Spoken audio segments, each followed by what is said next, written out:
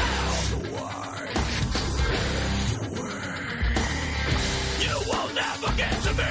What can be done, I do myself. What's right, what's wrong? What's losing control? What's right, what's wrong? No one about to break. What's right, what's wrong? What's losing control? What's right, what's wrong? No one about to break. Face the burn, no escape, can you step to this? Face the burn, no escape, can you step to this? Face the pain, face the pain, ripping me into pieces. Face the burn, no escape, can you step to this? Face the burn, no escape, can you step to this? Face the pain, ripping me into pieces. Face the spirit. Hi again, everybody, and welcome to Facing the Pain. Tonight, we do not review WrestleMania. You watch the show. You don't need a review, which makes me question why we review any of these shows, or preview them for that matter. But we will preview UFC 210. With me, as always, my broadcast partner, Sam Mercati. Hell of an introduction I just made. My breath has been taken. You took my breath away with that one. I don't know what to say. And it actually really raises some rather important existential questions. Why do we review shows since we've watched them? And why do we preview shows since we haven't watched them yet? I don't know. It's life's mystery. You know what that means, though? There's only one thing to do, live commentary. Oh, because God. Then you're doing it while you're watching. It's the only thing that makes sense. And we here at Facing the Pain have been known to doing that. Well, when the podcast was under different names, but who cares? That was probably some of our best, at least when the fights were good. The Hunt for the Bigfoot live commentary show was legitimately our best podcast ever. I think it's the most fun I've had while watching MMA ever. Yeah. Cornering Ben Rothwell to glory when he took on Brandon Vera. That was fantastic. You were the original Edmund with your head movement calls. That's right, head movement, and he started doing it. I mean, I thought I was ripping off Keith Florian, but then I morphed into something far greater, except I hadn't known that at the time. Life's mysteries. This podcast have been not revolutionary. The word I'm looking for is... God, please don't say from we're revelation. Sure. No, I'm not saying it's revolutionary. I'm just saying has been revelatory. I'm sure that's not a word. What is the word that stems from revelation? I don't Revealing. know. Jesus Christ, revealing is the word. It's late and English is not my first language. At least those are my excuses. This podcast has been revealing in many, many ways. It opened my eyes upon things.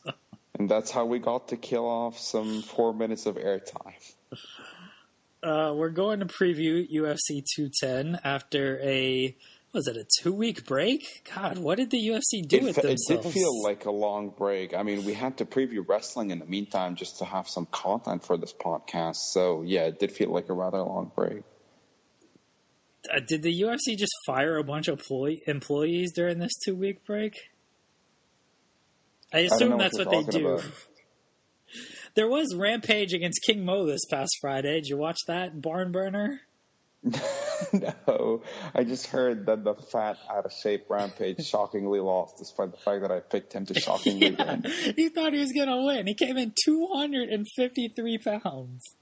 I told you, a good big man will always beat a big little man. That's what Joe Rogan told me after George St. Pierre wiped his boots with BJ Penn the second time. That was his narrative. The sad thing is King Mo looked just as bad as a fat Rampage. Yes, so Rogan should have told me what happens when a garbage-ass big man takes on a garbage-ass little man. What happens then if they're both awful?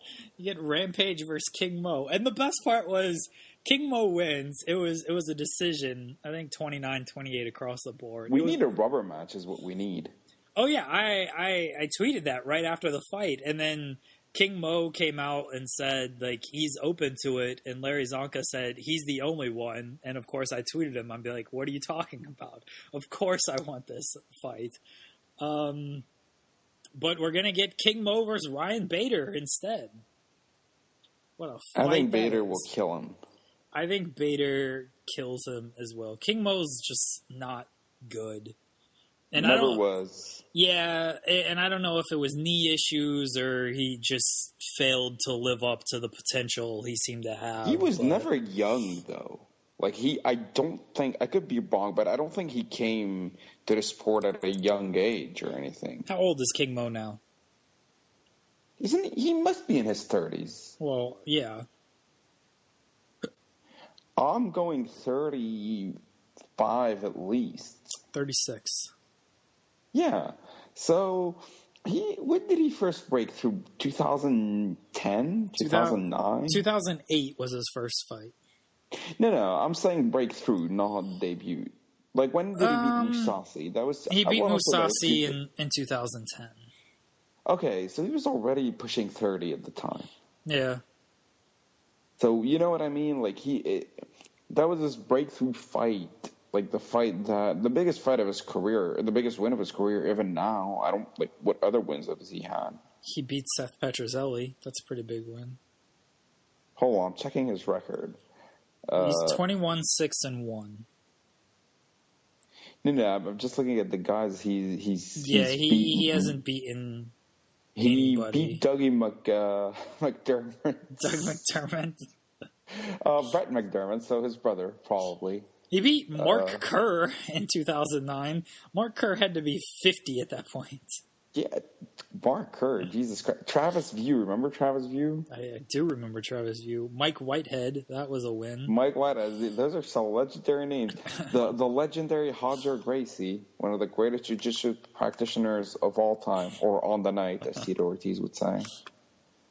Who else has he beaten? Lost to Fei Zhao, which was apparently shocking at the time. I remember that was an upset. Yeah, Lost that was. to Emmanuel Newton. Yeah, that was a spinning back 2013. fist. He came into Bellator and he thought, everyone thought that he was just going to run through. The Emmanuel Newton loss, then he lost again by a decision. I remember the spinning back fist. Yeah, I remember. Yeah. The spinning back fist, really, I feel like changed his whole career. Yeah, that killed his career. And it was because it proved to be not just this, bump on the road. Right. Like, it was pretty devastating blow to his career. And then losing to Rampage. He beat Czech Congo, split decision. That wasn't bad. Don't remember that fight. I probably didn't watch it. That's why I don't remember it. Lost to Phil Davis. And, of course, if his career wasn't dead in the water already, he lost to Mirko Cro Cop. The legendary Mirko Cro Cop, though. In late 2016. That's a really bad loss if you're supposed to be a decent fighter. That's an unacceptable loss, honestly. Yeah, I didn't realize that he was 36 and didn't start until he was 28, 29. He really didn't have... he came in when, as an athlete, he was kind of peaking... And then his knees got tore up, and it was probably too much for King Mo too soon. Just the hype surrounding him, and he created a lot of that. He created it. Yeah, I'm not saying he was a product of just a lot of hype. He created that hype with his antics and his personality, and he obviously failed to live up to it. But he beat Rampage, and now he's going to fight Ryan Bader. You know what? Maybe that Mirko Cro Cop loss wasn't so bad after all. He is riding a 8-fight winning streak, or 7-fight winning streak, rather, including 3 wins in 2 days. That's absolutely fantastic. Holy shit. Wait, Cro Cop avenged his loss to Gonzaga? Yeah, What? that was awesome. I don't remember that at all. I remember watching that. That was...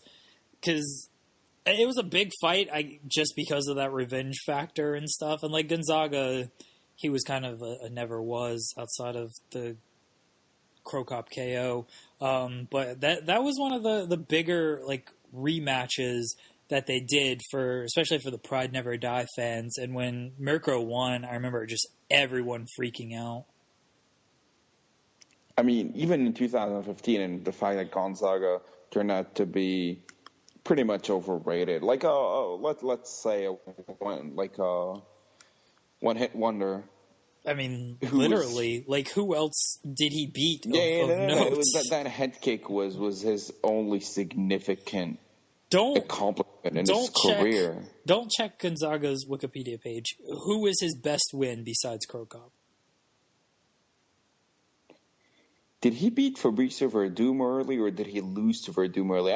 I know he lost to Verdum in the UFC, but that was a rematch. He lost to Verdum early. Yeah, he did. So, other than...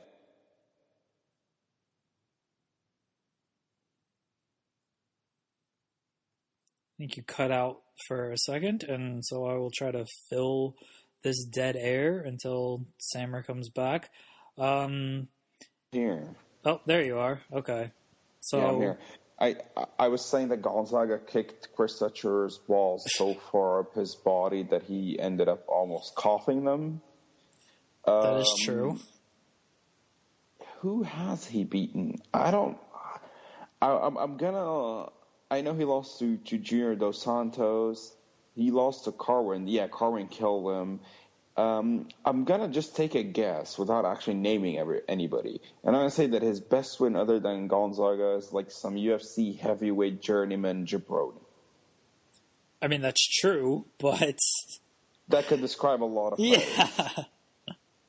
I'll take a guess and go like, let's see. No, not Travis Brown. What's the tall dude? Stefan Struve. He has not fought Stefan Struve. His next best win would be Ben Rothwell. Oh, okay. So it was a heavyweight mid-level jabroni. Yeah, those are not good wins. No. Like the Gonzaga, the Crow Cop win was absolutely huge at the time, just to be clear. Like, that was nuclear at the time. But, yeah. Remember when that win was so big and the manner in which he did it was so devastating that we were all terrified for Randy Couture's health. You remember that UFC 74, the Couture versus Gonzaga? Yeah. He broke the heavy bag and people were, like, freaking out over that. In the countdown Rogan show. at the beginning of I remember Rogan at the beginning of the broadcast looked like Rogan has a huge man crush on Randy Couture, and Rogan looked like, while talking about it, he looked legitimately worried for Couture's health. Well, never doubt Randy Couture. Never bet against Randy Couture. That's the term. Except bet on him every time he loses, which is almost like every other fight. Like that's what I found. Like I'm not trying to downplay. I am a bit sour over Randy Couture after he used to be one of my favorite fighters, and despite his inconsistency, like he's had a stellar career. But that's what I never got with the never bet against Randy Couture thing. Is like, no, you could bet against him and you almost have a 50% chance of being right, especially in big fights. Like, yeah, he defied the odds, but he also loses a lot. So, like, it's a risk, but that's what betting is. Anyway, what are we doing? UFC 210. We're going to preview this card right here. The main event is Daniel Cormier against Anthony Johnson against the UFC 210 poster in a triple threat match. Explain that joke for those that don't get it. Daniel Cormier is pissed off that on the poster, Anthony Johnson is much bigger than him and is just standing behind him, kind of dwarfing him. The UFC has done this poster 3 or 4 times. I don't know. He should be pissed off that it's just a lazy and unimaginative poster, but he's mad that Anthony Johnson got a bigger picture than him. And in fairness, Anthony Johnson's a bigger guy than him. So he deserves a bigger picture. I don't understand why he's...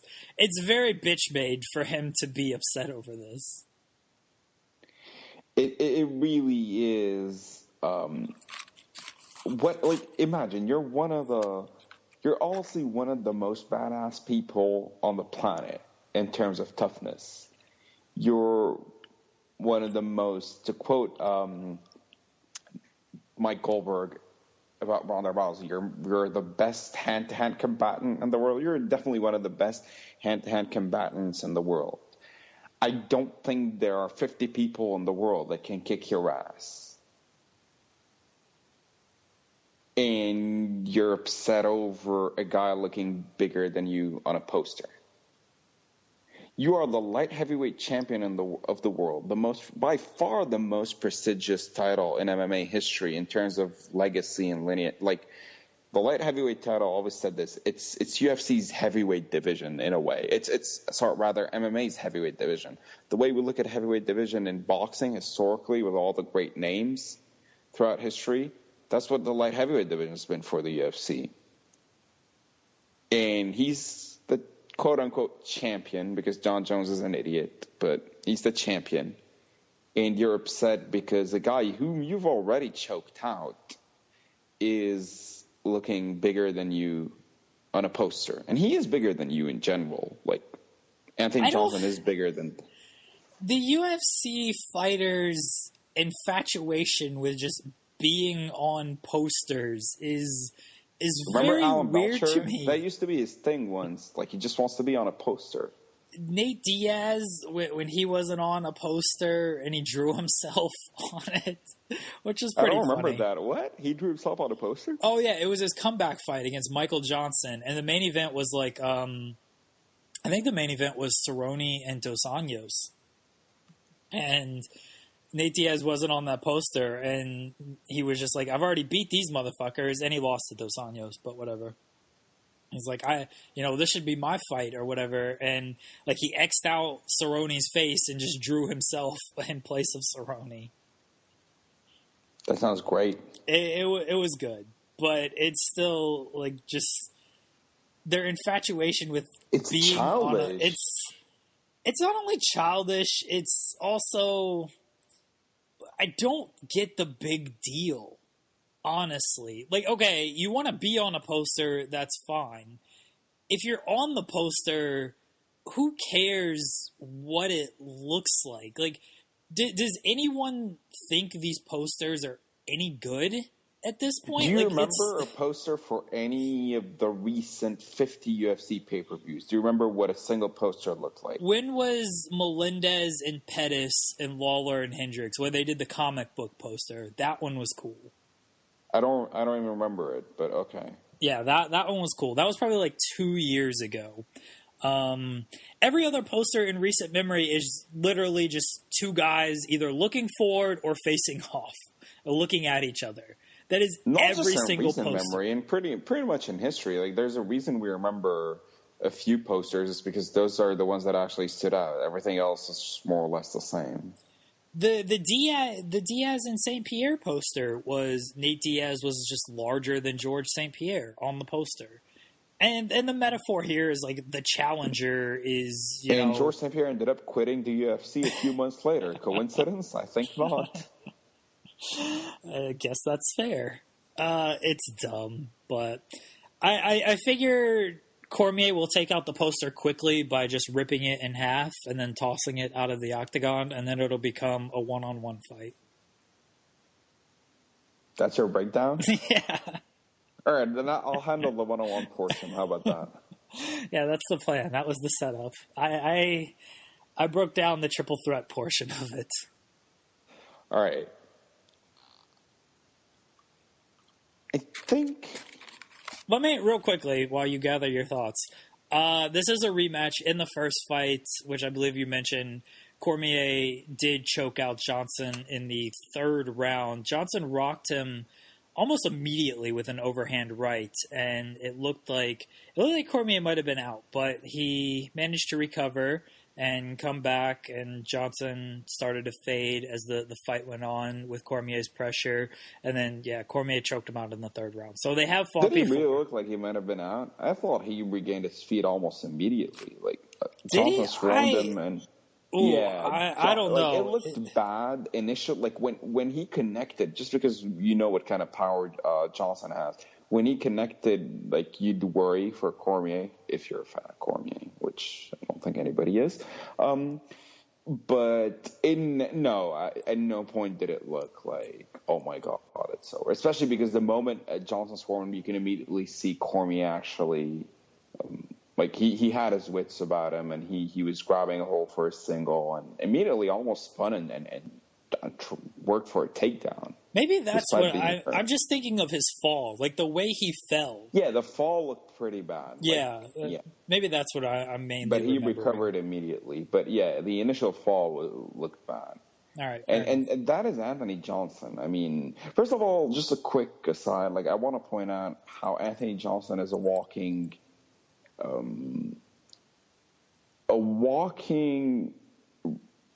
What's the word I'm looking for? Give me just 1 second. Refutation to the whole dropping down in weight shit, where a fighter isn't doing well in a division, what's the solution? Oh, drop down in weight. You know, like, and the UFC promotes it, Rogan especially. It's like, oh, I believe that is the right weight for him. He is a huge middleweight or welterweight or whatever it is. Like, he is that weight. And yeah, it works for some people like Damian Maia, but it doesn't work for a lot of people like BJ Penn or Brandon Vera or whoever. Like, okay, BJ Penn was old when he dropped down, fair enough. But if you're not good at a weight class, you're most likely not going to be good at another. Whereas you look at Anthony Johnson started out as a welterweight, and he was a fairly average welterweight, honestly. It looked like he had talent, but at no point did he really look like he was going to be a title contender at any point. And he moved up to middleweight, and he was whatever. And he only fought a couple times at middleweight. Remember, he missed weight at middleweight against Belfort. Against Vitor, right. Yeah. And now he's all light heavyweight, and he looks like a huge light heavyweight, especially if you see the poster for this event.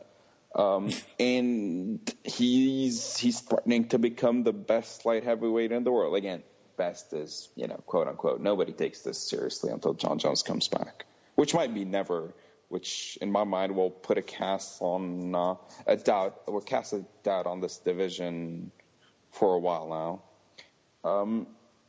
John Jones is reportedly gonna be ringside for this fight. Yeah. Okay. I don't believe John Jones is going to be anywhere at this point. And I love John Jones, but yeah, all right, sure. Maybe they call his ass an Uber to get him there. Hopefully, because, yeah, him behind a wheel is, at this point, almost laughable. Regardless, so, and I say this as credit, actually, to Anthony Johnson, because he has become a better fighter, and he does use his strength really, really well. Usually in a fight like this, typically in this sort of matchup, in a 5-rounder, just looking strictly at the way they match up, irrespective of their first fight, my tendency would typically be to lean towards a more dynamic fighter, which in this case would be Anthony Johnson. However, Cormier, despite being for some reason dislikable, and I can't quite pinpoint why, it's not a Rashad Evans thing. Something about him is just probably all those back and forth on Twitter with John Jones, which were honestly embarrassing.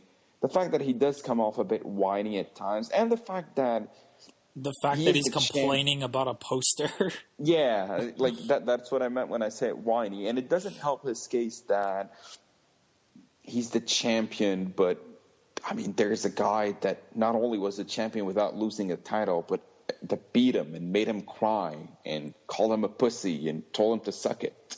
And not only that, I remember there was the fight where Cormier was on commentary. I know what you're talking about. Yeah. That was a fantastic tweet. And I don't even remember what the fight was, but the one guy told the other guy to suck it. He's like, if someone did that to me, like I would definitely hit him. It's like, dude, someone did do that to you, and you didn't do shit about it. So, he is very like unlikable with what he says. He rubs you the wrong way somehow. And he's done nothing wrong. Like, yeah, I think we've had this conversation.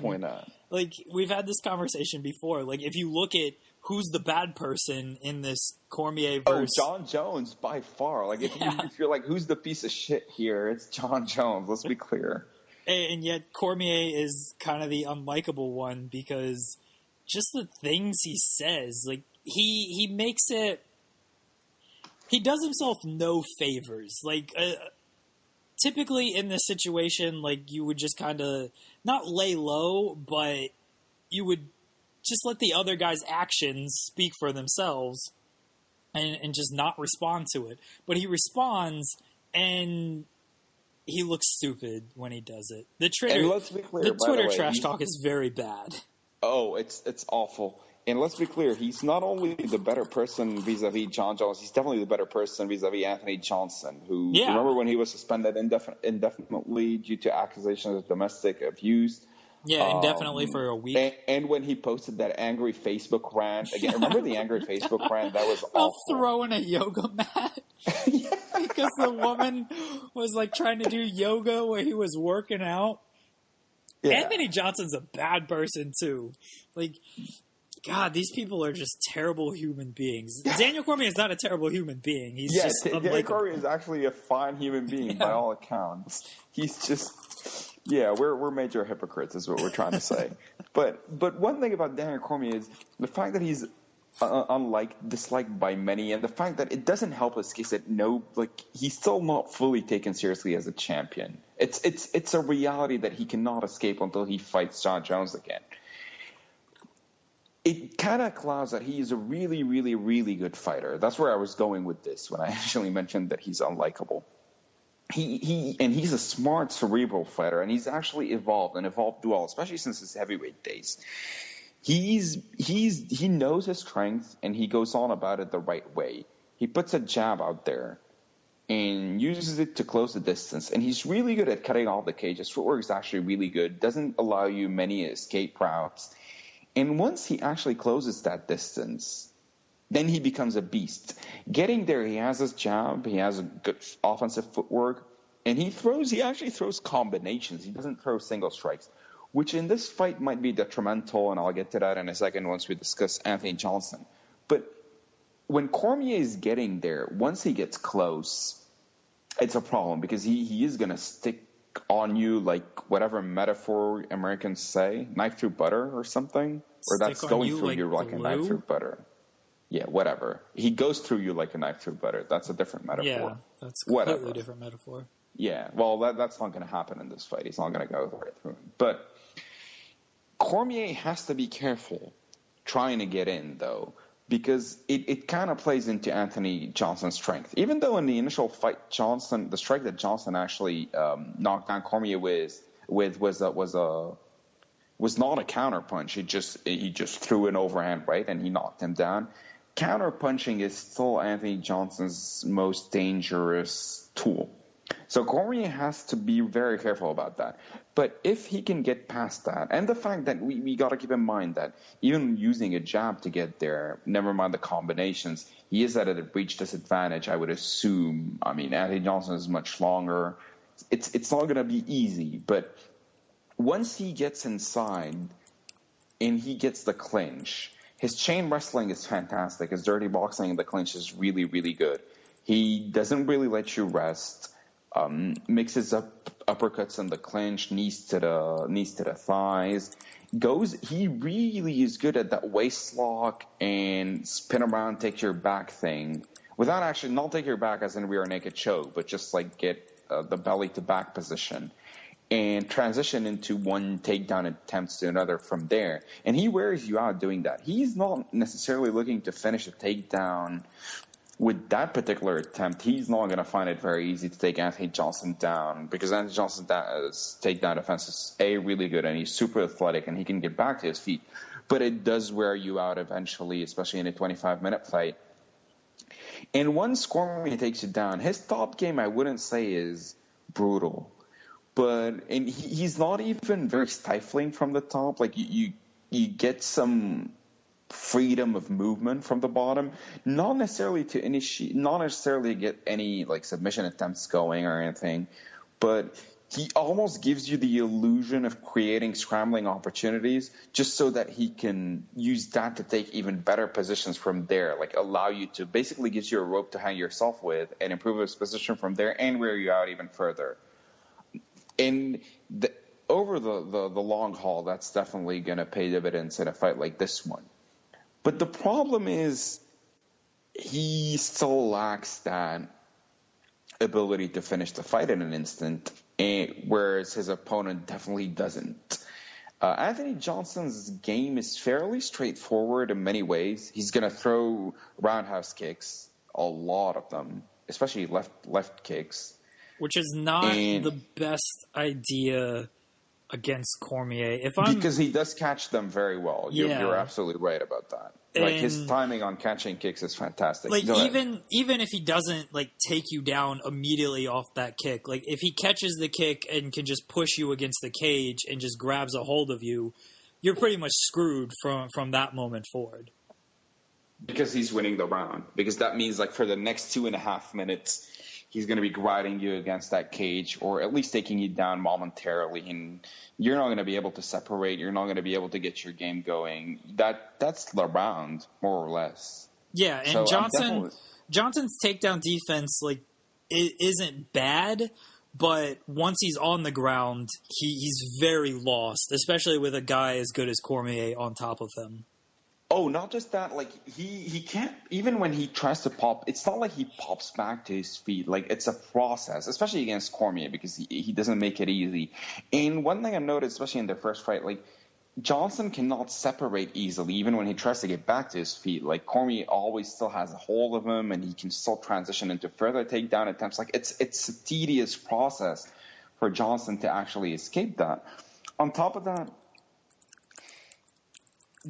so that's why. In the other thing about that is Johnson is typically great in the clinch, but Cormier's size disadvantage in this case almost helps him, because he's like that thing that's just stuck against your chest and bothering you. And as Anthony Johnson, if you're not getting the separation, it's frustrating, and it does play into Johnson's biggest weakness, which is, once you start putting it on him and the fight doesn't go his way, I'm not saying he's Vitor Belfort, but he kind of...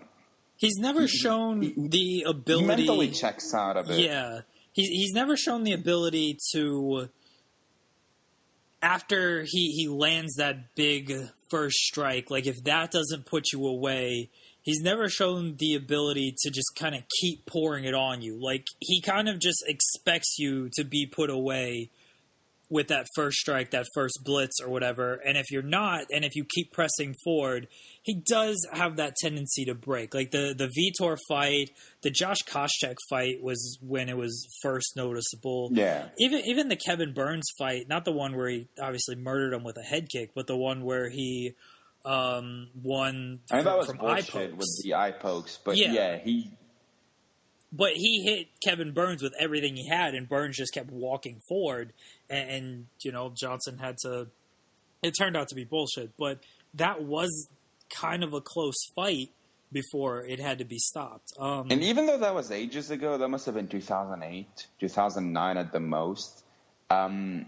Usually these things you don't shake off throughout your career. He hasn't shown that he's shook. Like, he's had plenty of time to demonstrate otherwise, and he hasn't. Right. When a guy kind of gets that reputation, gets that track record, it doesn't go away. Even it was his first loss, and it was a long time ago, but the Rich Clemente fight, he didn't really do himself too many favors. But...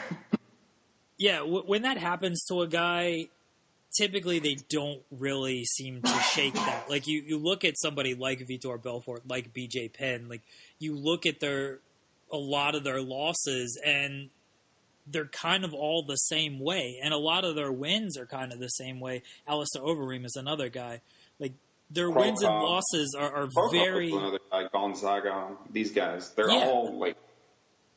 Like, their wins and losses are very similar, to where they're just so used to decimating guys in the first couple of minutes. And even when they hit them with that shot, if they don't go down from it, if the other guy just keeps pressing forward, they just break. And it actually is sort of like there are fighters. You're absolutely right. Once that reputation sticks on them, there's nowhere else to go. The one fighter I think was the exception, but that's because I don't think the reputation was fair to begin with. It's probably Georges St-Pierre. He got a lot of shit after the Serra fight.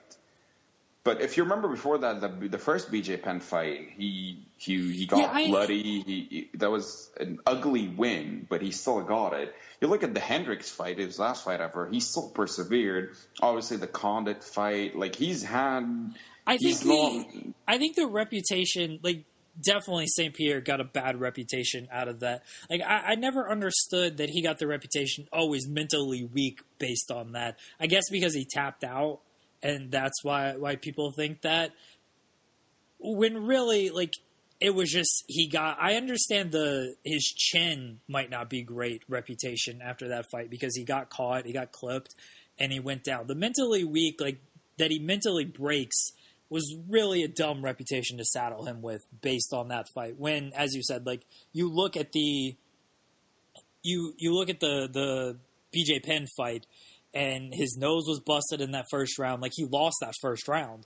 And this is, I think, a fight that is a detriment to BJ Penn and shows that he's the one that deservedly has this reputation. Is he had St. Pierre dead in the water in that first round, and then St. Pierre just kept coming forward, and BJ Penn was the one who broke, not St. Pierre. So, yeah, I know he got the reputation out after that fight very undeservedly. But for most fighters, it sticks. And when you have a reputation that is mainly mental related, like to basically to your mental toughness, and if it's legitimate, it's really hard to see fighters kind of shake it off. Usually, more often than not, it's just going to stick with you, and and for a good reason. It's not the problem. It's not that the reputation is there. It's just fact. The proof is in the pudding. It's it's a fact. That's still why you're losing fights. It's sort of like, it's not quite the same because Chael's problems are more technical, but Chael Sonnen cannot defend submissions. And he is a bit of a choker, honestly, as well. And that stuck with him throughout his career.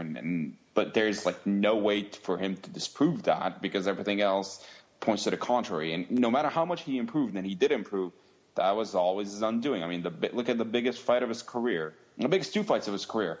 One was an absolute choke job, probably the biggest choke job in MMA history, in my opinion, especially given the stakes and given the dominance over the previous 4 rounds.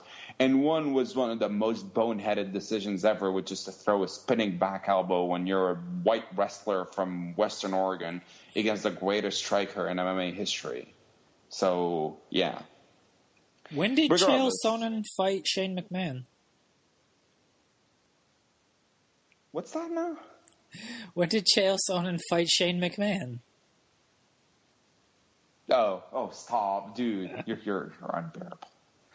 Did you see that match? Did you see Shane's spinning back elbow?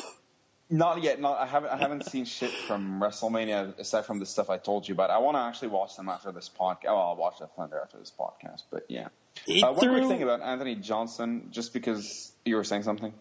He threw a John Jones-like spinning back elbow. Against AJ? Yeah. It was fantastic. He caught the kick and then pushed the leg down and threw a spinning back elbow. Oh, the Stephen Bonner, like the Jones against Bonner elbow? Yeah. It was amazing. And then, of course, he threw his quick, fast hand punches that, no one can ever defend. He busted AJ's eye up. I rewatched the Angle and Shane match, and he actually busted Angle up with his punches. He's an underrated power. He's an underrated striker. Maybe The Undertaker. Actually, he did fight The Undertaker last year for the best pure striker moniker. Yeah, The Undertaker won. Shane got stupid, and he went to the top of the cage and tried to throw a diving elbow.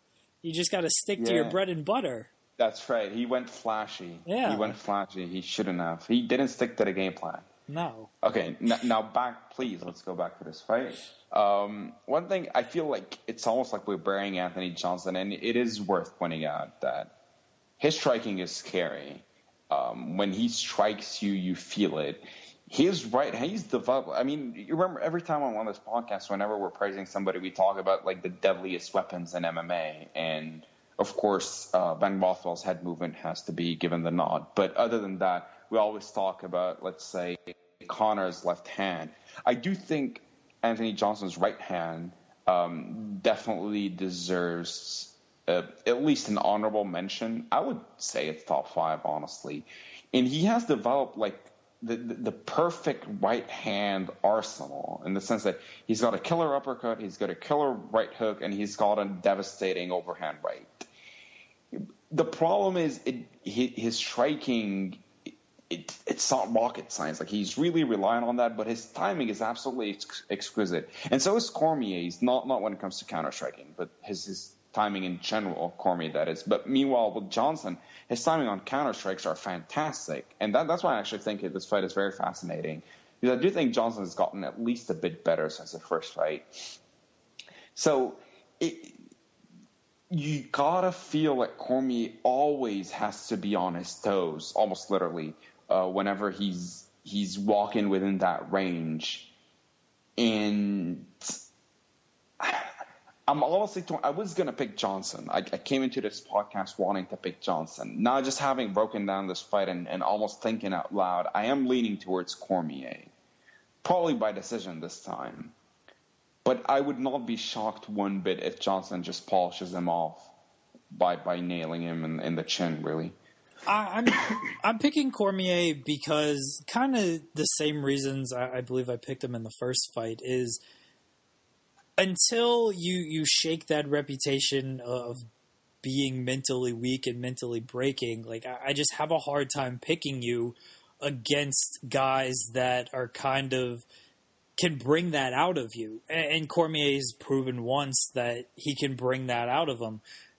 Why I think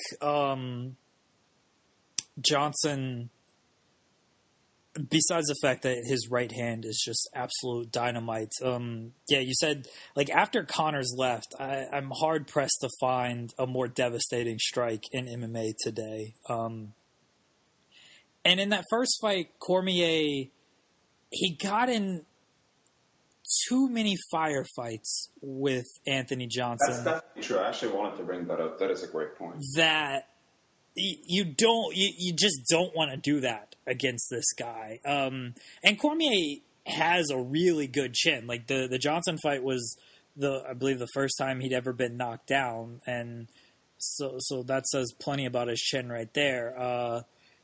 He can withstand these punches, but you still don't want to give this guy that many chances to end your night when it is Anthony Johnson and he has that kind of power. That's why I'm a little bit worried about Cormier. I'm going to trust that he sort of cleaned that up and he's not going to do that quite as much. But at the same time, you can say, well, hopefully Anthony Johnson doesn't throw as many body kicks and doesn't give Cormier kind of that opportunity to really take him down like he did in that first fight.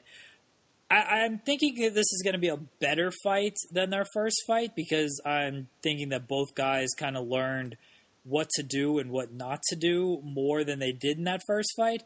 I still favor Cormier just because I can't trust Anthony Johnson in one of these big fights until he proves me wrong.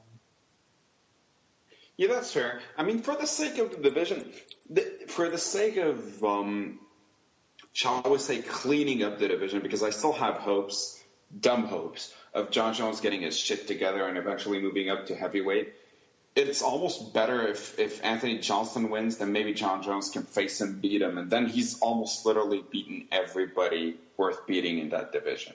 And there isn't anybody on the horizon who's going to win enough fights to where you're going to go like, oh, like Jon Jones needs to face that one. So in that sense, it's almost better. If you're looking at it that way, it's almost better for him to take on Anthony Johnson. Oh, I definitely think, like, and this is why I wanted Anthony Johnson to win the first fight, because I think Anthony Johnson and Jon Jones, I think Jon Jones beats him because I think Jon Jones beats everybody, but it's a much more intriguing matchup than Jones and Cormier. Like, we've seen Jones and Cormier, it was like Jones dominated him for 5 rounds. It never felt like Jones was in any kind of trouble in that fight. Whereas Anthony Johnson, the moment you step into the cage with him, you're in trouble because of his power. Yeah, and I mean, obviously, if John Jones takes Anthony Johnson down, it's over. It's probably fight over. But John Jones, it's not like he's unhittable. And if Anthony Johnson hits you, you're in trouble. However, the flip side of the argument is you almost need, for a lot of, not for me, I think for me, from a pure fighting perspective, I think 25 minutes of Jones and Cormier was enough to prove Jones was the better fighter, and no amount of improvement, I feel, Cormier makes is probably going to be enough for him to beat Jones, unless Jones is super rusty again. And again, that's on Jones. Like, nobody told him to be such a fuck up. But you do feel like almost this quote-unquote feud would probably, okay, it needs a second fight just to put that behind us. But it would almost rid us of the need for that fight if Anthony Johnson just beats Cormier. You know what I mean? Like, I feel like at this point, I'm worried about John Jones' career, and he's definitely wasting years of him being in his prime. Like, how old is John Jones? 29? I can look it up. Has he not hit 30 yet? He probably has hit 30. No, he turns 30 on July 19th. Okay, so he's turning 30. Yeah, by the time he fights. Yeah, by the time he fights, he'll be 30. Yeah. So that's his prime almost gone. And he doesn't need to be in his prime to beat up on heavyweights. So I just want him to, if he indeed moves up, but I just want to see John Jones just get done with the light heavyweight division. I mean, he's already the greatest light heavyweight of all time, of course. And move up to heavyweight, do something unprecedented. Hopefully, unlike Conor, actually fight in that other division in which you win a belt. And just cement your status as the greatest ever. I know those are a lot of ifs. And funnily enough, none of them have to do with MMA. Because if they did have to do with MMA, these are probably not ifs. These are pretty much givens. Because John Jones beats Stipe Miocic, let's be honest. I think if Daniel Cormier loses, he might go up to heavyweight. I mean, maybe they do the third fight against Anthony Johnson if John Jones doesn't get his shit together. But what is there for Daniel Cormier to do at light heavyweight? He's 38, I think. What is there for him to do at light heavyweight if he loses this fight? Like, he can go up to heavyweight. He can fight Stipe Miocic. I think he gives Stipe Miocic a really tough fight. Yeah, Cormier has a chance against most heavyweights. Like, yeah. Why not? I mean, Cormier he did would fight at heavyweight before, and he more than held his own. Cormier would be a heavyweight if it weren't for Cain Velasquez.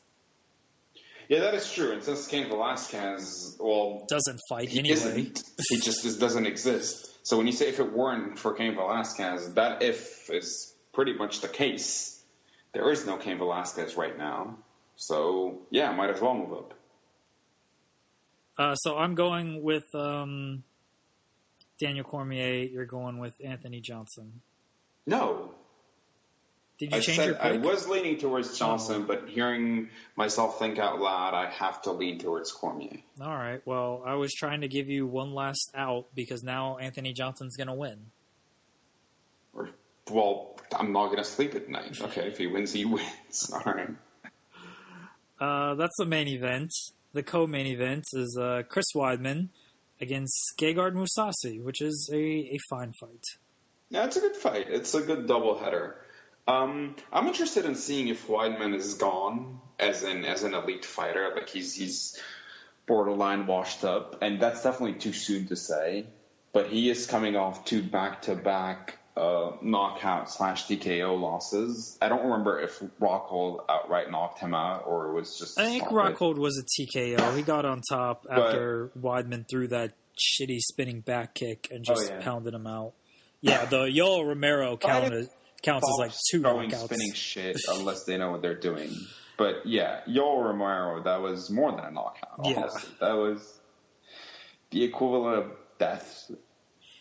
I remember you texted me that Weidman was pissing blood, and I legitimately thought he was pissing blood with all the blood that was on the mat after that knee.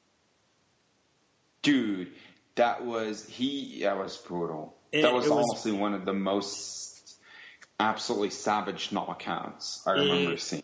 It was really, really bad. And then, I mean, he didn't have to go to the hospital, though. Miesha Tate went to the hospital, but Chris Weidman didn't have to after that fight.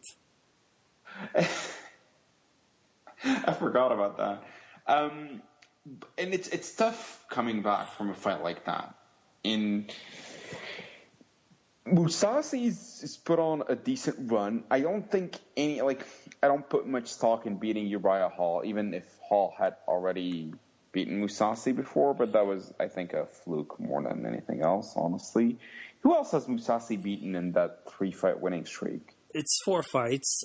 He beat Uriah Hall, Vitor Belfort, Thiago Santos, and Talis Leites.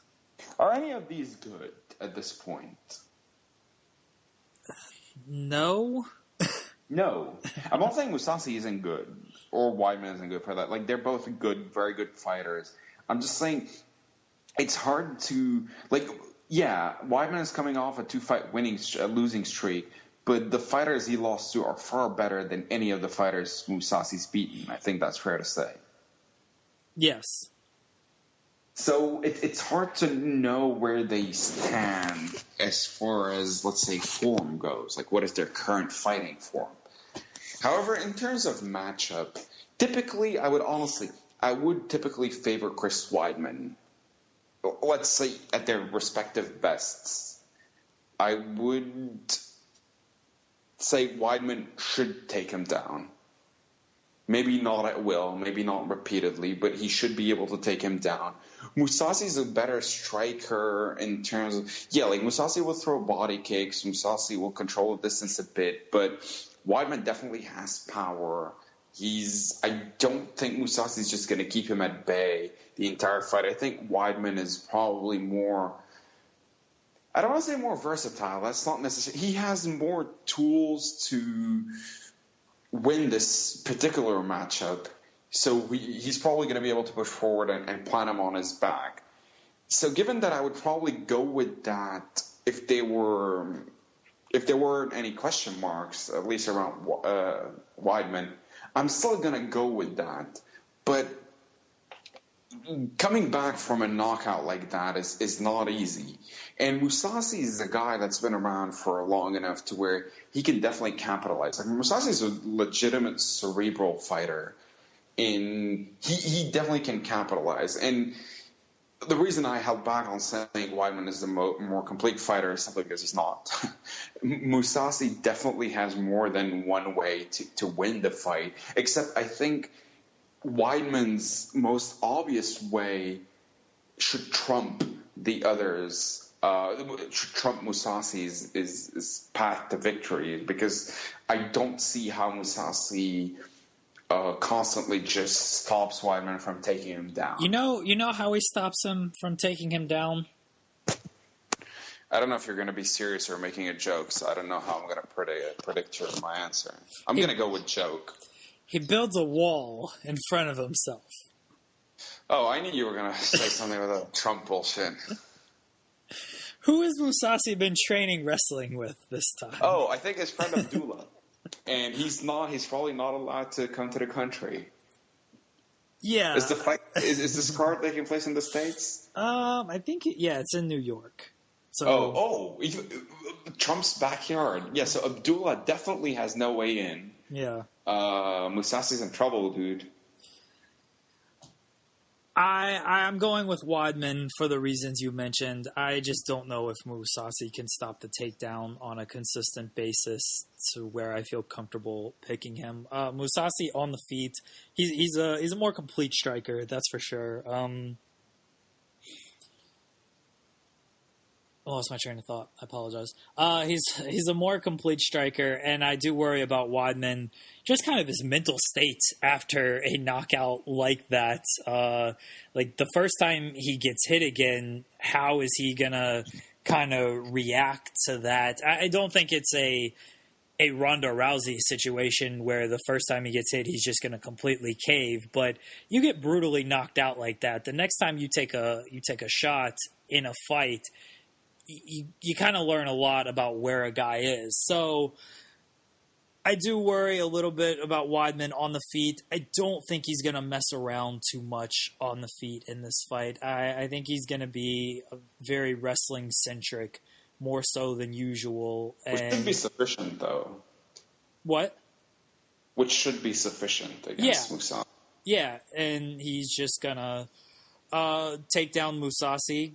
If he can't get the takedown, just grind him out, and then against the cage and wear him down. Mousasi's never shown any type of defensive wrestling that makes me believe he has what it takes to stop Chris Weidman. You notice how Weidman and Ronda's careers have taken very similar turns since their breakup? Is that a coincidence? I don't think so. Was that a breakup or were they just sleeping together? What was your theory? I think they were just sleeping together. I don't think they were dating. For anybody listening, this is not confirmed news or anything. That was Jeremy Lambert's theory. Before any news surfaced about Ronda and Travis Brown, he used to have a theory that I feel he half believed that Ronda and Chris Weidman were sleeping together. You only think it was half? Okay, that he fully believed. Because they were apparently always on the same card together, and apparently they were flirting. I don't know where he saw them flirting. But in the press conferences. They were always on the same card together, and they won those fights. And then when they split up, they lost within months of each other. Yeah, that evidence is too damning to... And then somebody alert Travis Brown. They've both lost their next fights after they lost their title fights. They came back. They both actually got brutally knocked out in their next fights. I think that they're the same person, honestly. So they weren't fucking. They're just the same person. They were. They were sleeping with themselves. Yeah. So like he was sleeping with his female alter ego. This podcast is getting way too. Are you high? Never. I don't know what you're talking about. All right. I have no clue what that means or what that's supposed to mean. That answers that. All right. Let's move on. This theory is true, by the way. Like I said, let's move on. So we're both going with Chris Weidman. And if Chris Weidman wins, that means Ronda Rousey's going to return, fight, and she's going to win. Jesus. Remember the part where I said let's move on? No. I'll say one thing. Chris Weidman would have been a far better choice than Travis Brown in many, many ways. Chris Weidman is 13-2. Do you know Ronda Rousey's record? I don't want to know. What is her record? 12-2. Okay, that doesn't mean anything. I was legitimately hoping it's 13-2 for you to get your mind blown, and I can hear the disappointment. And it's like, shit, couldn't you have fought one more Cannon Strike Force? Ronda Rousey is 30. Chris Weidman is 32. Weidman was in New York. She was born in California. I mean, it's... How was that? Wait. So? You want to know how? Like are you ready? Are you ready for me to actually go there? No. Let's please, dude. OKC's about to start playing. Please, let's move on. They're playing now, and they're down 7-6. Okay, but let's move on then. Marc Gasol just hit a 3 because, of course, he hits threes. Then let's fucking move on. I can't watch the stream while recording the podcast at the same time. My internet connection would suck. So, Cynthia Calvallo against Pearl Gonzalez. I'm going with Pearl. Oh, good. Two people I don't know. We can move on faster. Going with Pearl Gonzalez. Sure. She sounds Hispanic. Oh, this is a good welterweight fight. I'm looking forward to this. Patrick Cote against Thiago Alves. Are you really looking forward to this in 2017? Yeah, sure. It's two guys I've heard of who are just going to stand there and punch each other in the face. I'm fine with that. You used to be a big Thiago Alves fan at one point. He's still going to beat George St. Pierre for the welterweight title. Oh, yeah, he did pick him to beat GSP. That's true. Did you pick Cote to beat Silva? That would have worked out even better. No. The two guys, the Anderson / George Stopper, you would have been like Patrick Alves would have been the ultimate fighter, the real ultimate fighter, not Matt Weidman. Anyway, I'll go Thiago Alves. I always thought he was good. I think he actually underachieved in his career, honestly. When at one point in 2009, he looked like he was on his way to becoming the prototypical, for the time, sprawl and brawl fighter, like the modern day can't take you down, athletic, like really good offensive striker for the time. Yes. That he looked to beat that. But yeah, that never worked out. And in his defense after the GSP fight, like he was diagnosed with some sort of like brain condition, and that put him on the shelf for like a year. Remember that? Yeah. Or it was a head condition. I don't know if it's a brain condition, but it wasn't good. So yeah. Yeah, I'm going with Alves. I think he's more diverse with his striking. I honestly think he's going to tear Cote up with leg kicks. Remember how brutal his leg kicks were? If he still does that, I haven't seen him fight in a while, but if he still does that, that is freaking brutal. He fought his last fight at lightweight, which was really dumb, and he missed weight by 12 pounds. Not 12 pounds, sorry, 8 pounds. Okay. But yeah, that was a dumb fight. Remember, I actually think Alves was so good in 2009 that I actually think GSP's win over him is really underrated in terms of performance. Remember how he could catch his kicks and switch levels in an instant and plant him on his back? And I was amazed because Alves was super prepared for that fight. I'm not saying this to actually credit George St. Pierre. I'm saying this more to credit Thiago Alves for the kind of fighter he was at the time. Because St. Pierre was not able to get much offense going. And a lot of people might go oh, what else is new? But GSP at that point was beating people up. But Alves was just, he really, as a big George St. Pierre fan, I think that was the most worried I've ever been for a St. Pierre fight since regaining his title. Yeah, Thiago Alves was really a monster. Remember the Matt Hughes fight? I mean, he brutally KO'd Matt Hughes. But I remember just watching that fight and just how much bigger he was compared to Matt Hughes. And Hughes he was thought overweight for that fight as well, though. Yeah, but Hughes was thought to be one of the biggest welterweights, especially at that time. And yeah. Alves looked like a light heavyweight in there against him. Thick. You look at his shoulders and you look at the way he's built. He really is built like a truck. Yeah, that looking back, that win for St. Pierre is kind of an underrated victory. He almost did look like a welterweight Yoel Romero at the time. That's fair. Nobody knew who Yoel was at the time, but you know what I mean. Yeah, I'm going with Alves because I've always been a fan of his. And Patrick Cote, his chin used to be really good. Is it still insane? Cerrone knocked him out in their last fight. So, I mean, he's 37. He's been fighting. Yeah, so it's not because I remember when he took a flying knee from Anderson and he barely flinched. That was pretty nuts. And he's been fighting since 2002. There's just a lot of mileage on him. Not that there's not on Alves, but I'm still going with Alves. Will Brooks against my other boy, Charles Oliveira. Going with Oliveira. A lot of good fighters that I like on this card. Dope Bronx. Not a bad card, actually. No, besides the women's fight with two people I've never heard of, I like pretty much every fight on this card. So 4 out of 5 ain't bad. That's right. I'm going with two Bronx. Charles Oliveira, by the way. Yeah. The prelims, there's no one of real note. Patrick Cummins is on the prelims. Remember him? No. Why would I remember him? I remember the name for sure. It rings a bell, but I don't even remember what he looks like.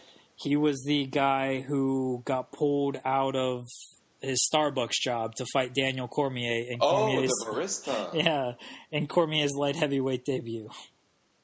And okay. Well, he probably should not have quit that job because the pay isn't great. He can afford to have both jobs. That's very true. He's on this card in case anyone cares. That is UFC. He's coming for you. No, never mind. That is UFC 210. Again, the main card really strong, especially in light of what we typically get. So we'll praise that. We might be back next week. I don't know. Probably not. If I had to venture a guess, I'm going to be not out of the country. I'm still going to be in the United States. Off of the mainland. Out of your mind is the word. That's not unfair. Tell them what you're doing.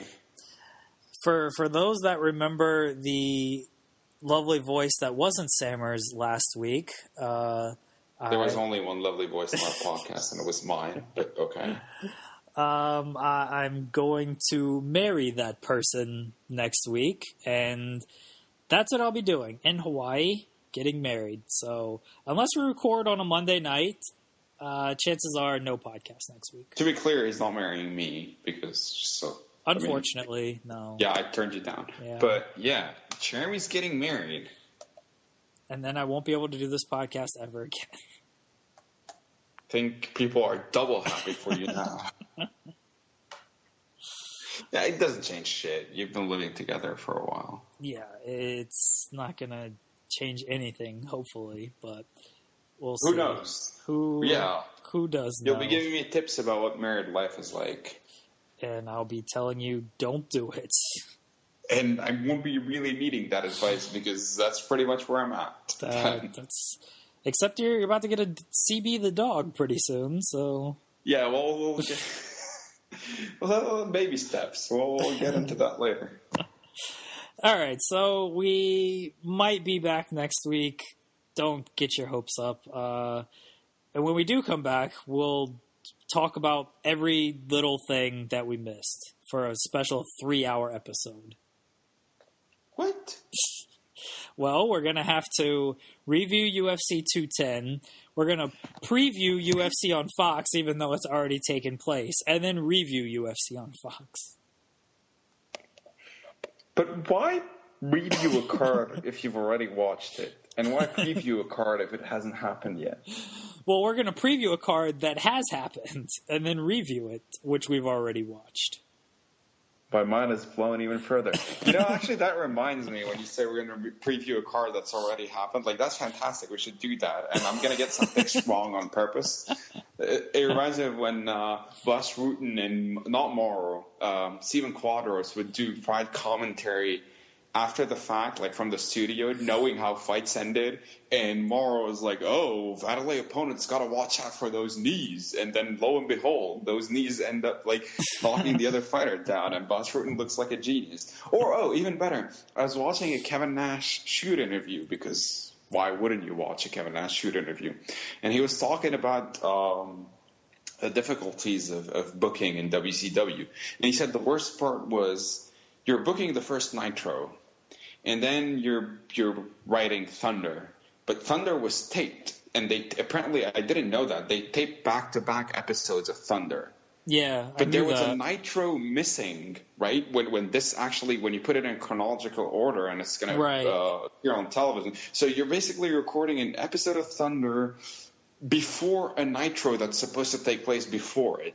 So he said that you'd be writing basically for 3 shows when you're writing those 2 Thunder episodes, because you also got to account for what you wrote for on Nitro so that the 3rd Thunder episode makes sense. And Kevin Nash said that's the most difficult part, except it never made any sense because it's fucking WCW, so don't tell me that you tried to do that shit. Are you doubting Kevin Nash? You know what? I'll listen to that interview and you'll probably convince me again.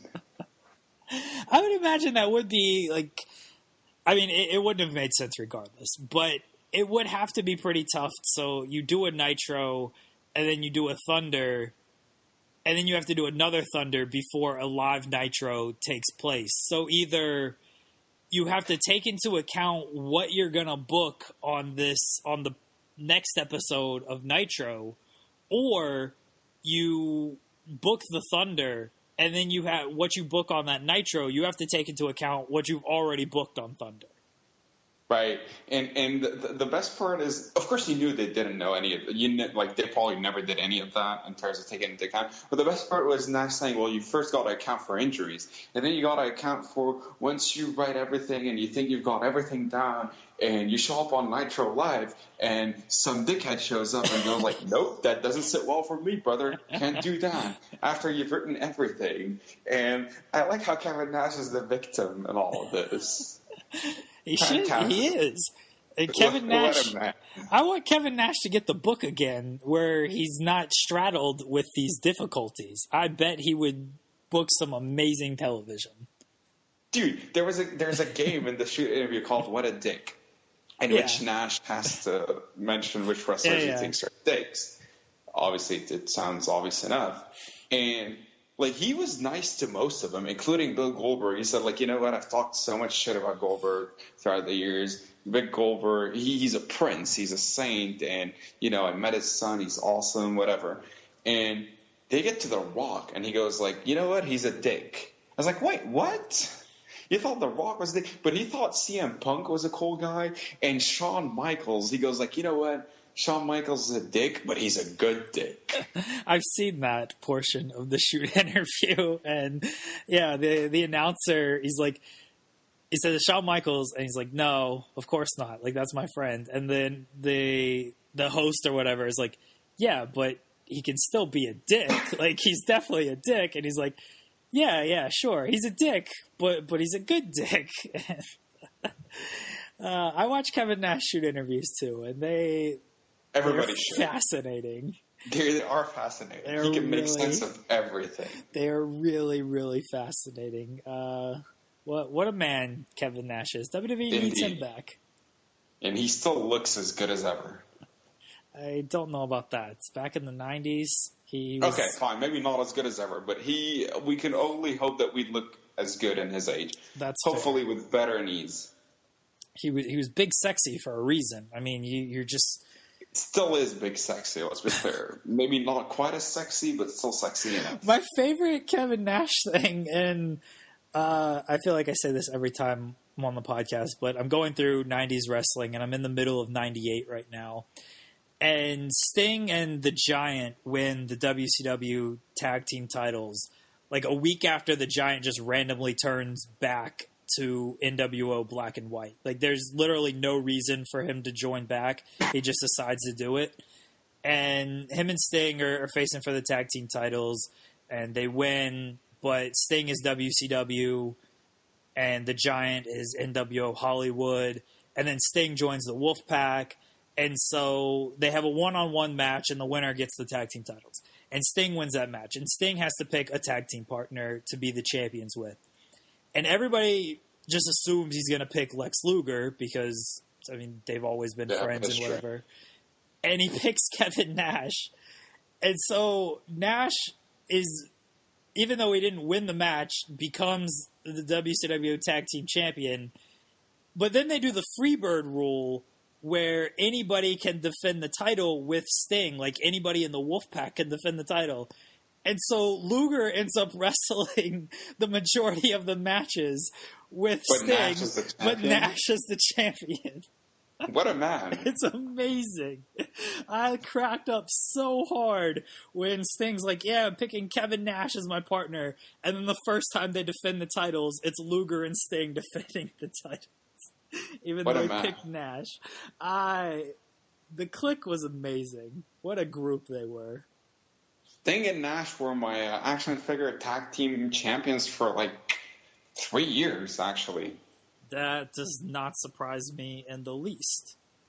And Nash was the champion, the heavyweight champion, for almost just as long. I just assume Kevin Nash held all the belts in your action figure. Yeah, well, he lost it, but I told you this before. I'll real quickly tell you again. He lost it once to Macho Man because Goldberg turned on him. I stole the Bash at the Beach. Remember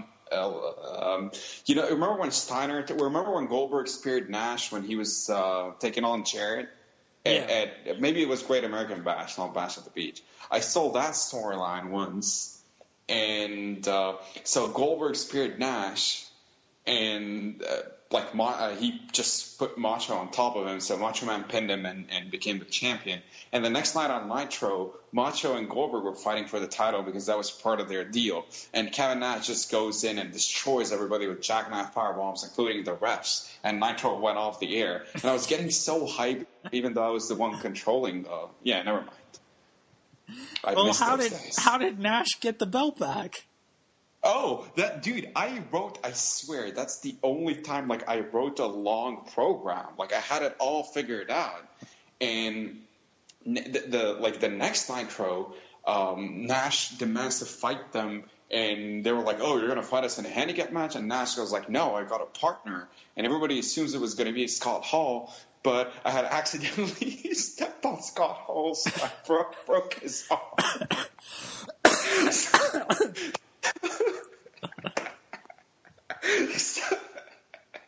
So for some reason, I was like Rey Mysterio. Rey Mysterio and Kevin Nash. I don't know why. That's a combination. Too predictable if it's Sting instead. So I was like, fuck it, Rey Mysterio.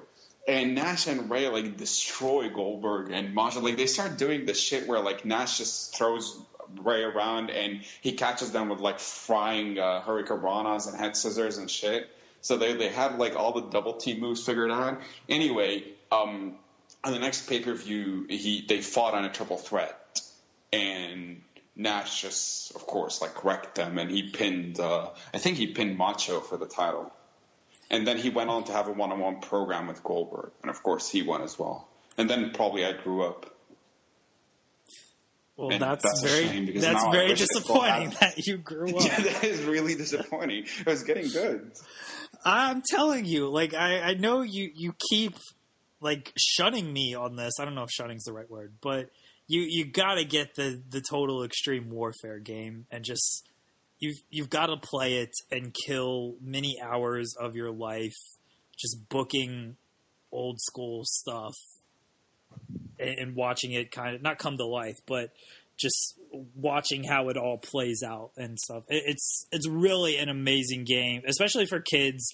Not that we're kids, but for people like us who as kids did do action figure booking and did write our own storylines on paper and things like that. It's a fascinating game that you can waste a lot of time with and have fun with. I actually ended up taping Scott Hall's shoulder because I was like, yeah, Scott Hall, I'm not going to go buy another Scott Hall. So I just taped his shoulder, and for every Scott Hall match ever, the psychology was somebody was working on his shoulder. It's but doing the Razor's Edge with one arm looks like such a bitch. Oh, but yeah, whatever. that'd be tough. It's like DDP. He always had taped ribs, no matter what. That's like Rich Franklin's black eye, but that is so true. Next time when we do this after you return from your wedding, I promise, we'll dedicate a segment in the end to tell you how I booked the NWO invades WWF segment. It was the best thing ever. It ended with War Games, but I'm not going to reveal more. I still get goosebumps thinking about it. I can't wait for this. This is now a weekly segment where we just book wrestling. Oh yeah, wrestling we booked. I remember a lot of my action figure booking segments, so I can easily reminisce over here. I'm sure you'll just give me the freedom to do it because you're just as wacky as I am. Probably way more wacky. I had some good ones with WWF. I never stepped on Scott Hall's shoulder, but I had a dog, and the dog wasn't very friendly with my action figures. So I had to create some stuff to explain why they didn't have heads at some point. Heads? Yeah. That's a fucked up thing to go missing. Well, instead of using... I guess I'll just go ahead and do this storyline. So Al Snow, he had head, right? Right. And he came with the doll. Wait, head. who the fuck owns an Al Snow action figure? Oh, dude, I had everybody. Legitimately had everybody. And Al Snow, it came with the head doll figure, but then right. I had wrestlers where their heads would pop off, and so Al Snow became the head collector. And so if I had a wrestler whose head would pop off, Al Snow would start carrying that to the ring. And I don't remember if I explained like how he got these heads, but wait, yeah. in kayfabe, were these real heads? Like, not severed heads, right? Like, he wasn't supposed to be carrying severed heads, right? He just had heads that looked like these wrestlers until I could get a new wrestler, right? Or so he's whatever. not like serial killer / ISIS. No, House, no. Okay, just to make sure. He was like creepy. I want to know what kind of kid you were because I want to warn your girlfriend about you while I still have a chance. He was creepy Al Snow who just had infatuation with Bret Hart and Shawn Michaels because those were the two figures who lost their head. Al? This jabroni's name is Al? That's probably, honestly, that might be my favorite Rock promo ever. I also had a Shawn Michaels figure where his leg would not stay in place. I think I've told you this before. You told me that. Yeah. And so Bret would put him in the sharpshooter and his leg would snap off. So Bret would break his leg in every match. Bret would be so happy with you. Yeah. He wishes that's how WWE actually booked them. Didn't he have like a similar storyline he pitched in, like in real life? Where I think when Shawn lost his smile, like Bret's idea was that at WrestleMania he would just break Shawn's leg and Shawn wouldn't tap out, and then Shawn would return and beat him the next year. Or something. I don't know, but that actually sounds like a good storyline. I'm not sure about the timeline, but definitely, like I'll even look that up. Definitely, Bret suggested a finish where he would just break Shawn's leg. So you're actually, you're on something there. Ahead of the curve in my time. Well, I mean, you're probably playing with this after that had happened, but sure. I mean, you didn't know, so it works out. I'm trying to think. My Jericho, Eddie Guerrero, Benoit triple threat ladder match is still stuff of legend. My ladder was yellow for some reason. That's all I remember. Yeah, I had a yellow ladder as well. Is that because of the Rock and Triple H match? Didn't it have a match where the ladder was yellow, or am I mistaken? I don't know. I'm actually about to watch SummerSlam in the next couple of days because that's really where I'm at with my watching. So it's possible that ladder was yellow. Yeah, I remember having a yellow ladder, and then they came out with like the gray ones and stuff. But I had next time you're going to tell the story of your what feud was it again? NWO invading WWF. Yes, I will tell the story of how Chains became the biggest star in the WWF. Who? Chains, remember from the Disciples of Apocalypse? Oh, Chains? Oh, Jesus Christ. Okay. Primetime Brian Lee, I think is who that was. Or Brian Adams, I don't know. Whoever the fuck Chains was. No, Brian Adams was the Chronic guy. Yeah, but wasn't he Chains? Oh, was he Chains? Yeah, because he left after Montreal because he was one of Bret Hart's guys, and he went to WCW. Oh no, Crush was maybe it was Crush that I had the figure. Well, it was the Brian Lee figure. Why the fuck would I have any other DOA figure? The Brian Lee figure. So yeah, Crush. Crush became the biggest star in the WWF. Lovely childhood. The life of an only child. That's very true. All right. So yeah, I think it's time to wrap this up. Yeah. Next time we'll be talking about action figure wrestling booking and no MMA. In Jeremy's wedding. Get hype. Yeah, I guess we can talk about my wedding as long as, the last time we took a major vacation together, it didn't end so well. So hopefully that doesn't happen again. I mean, you're going to be snorkeling, so be careful. I don't know if she heard that. She's upstairs. She's going to be pissed at me for saying that, but oh well. All right. We won't be back next week, maybe. Who knows? Card's subject to change. If nothing else, we'll be back in 2 weeks, and we'll see you right back here. Inside the podcast.